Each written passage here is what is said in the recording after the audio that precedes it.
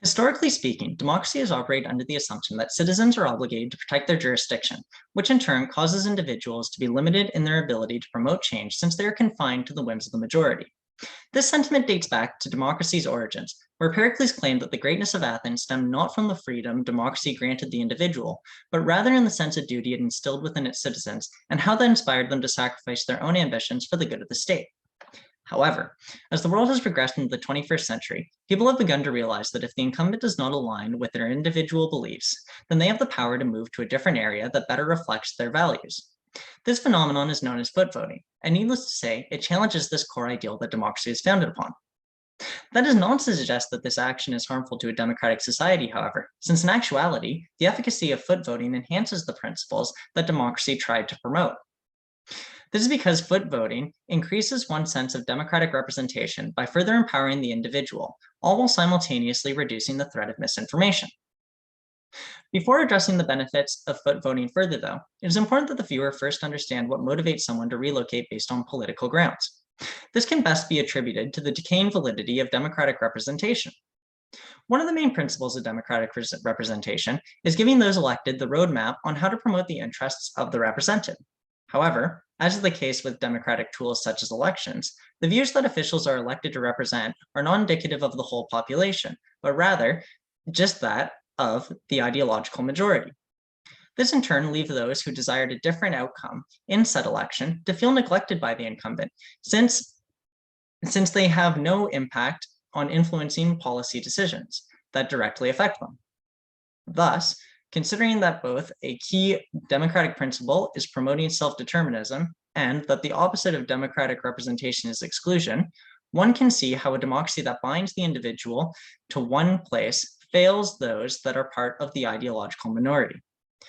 Furthermore, citizens feeling unrepresented by their democratic government is not just explained by those with differing ideological backgrounds, but also those who are part of ethnic minorities as well.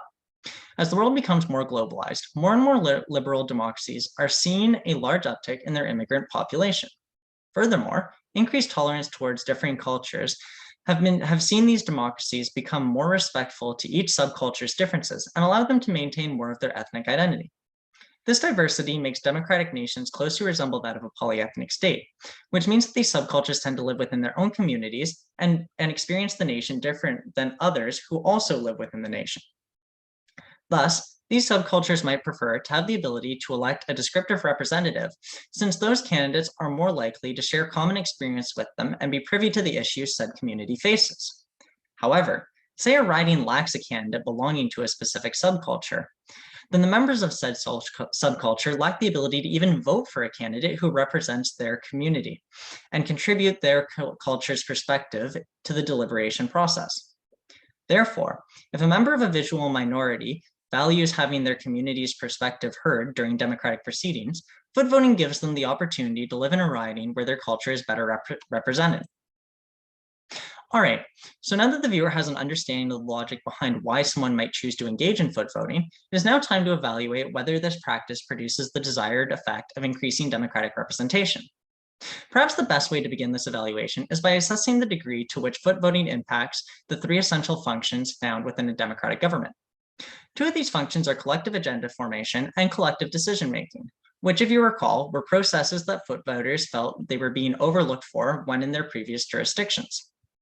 What makes these functions operate smoothly is having individuals understand how their opinions affect collective judgments and there being an understanding from the collective that it takes time for change to occur.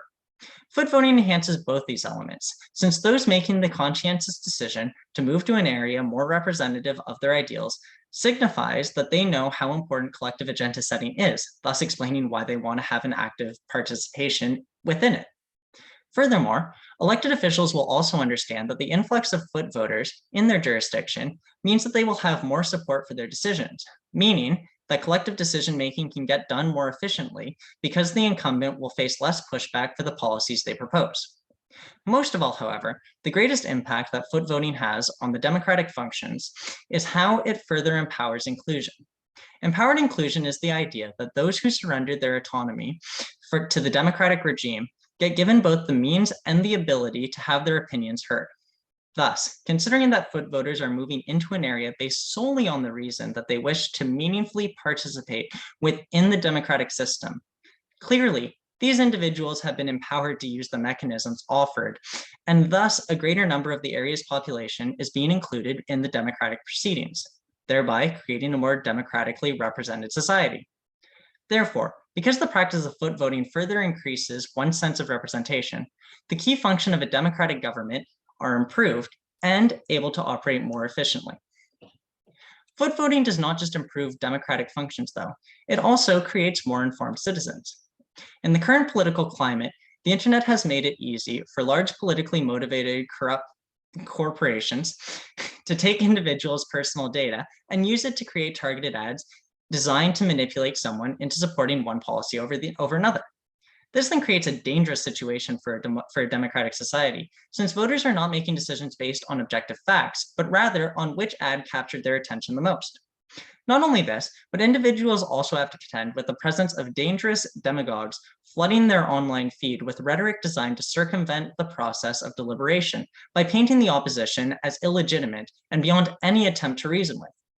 Thus, the presence of these two detriments to democracy has caused misinformation among the populace to skyrocket, since people are only engaging with media that supports their own biases, since it is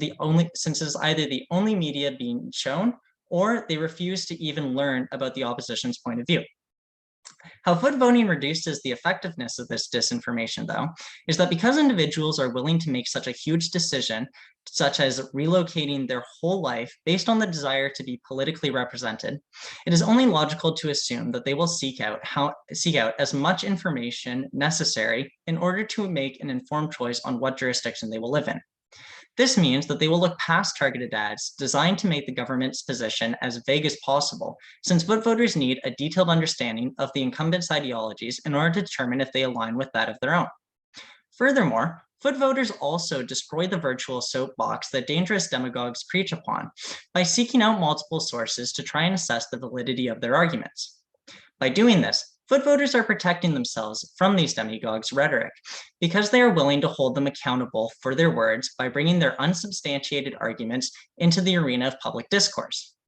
The combination of this not only results in the aforementioned types of disinformation holding less of an influence on democratic proceedings, but also means that a greater percentage of the area's population is actively informed on the politics of those in power, thereby protecting the state from democratic backsliding should a candidate try to suddenly introduce more authoritarian policies.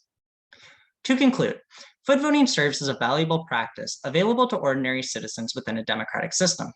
This is due to how it promotes a greater sense of democratic representation within the individual, which in turn empowers them to meaningfully engage with the functions of democracy while simultaneously protecting the state from bad actors and disinformation. Thus, when asked to evaluate the efficacy of foot voting in a democratic society, one can determine that it is an effective means of strengthening democratic representation within the state.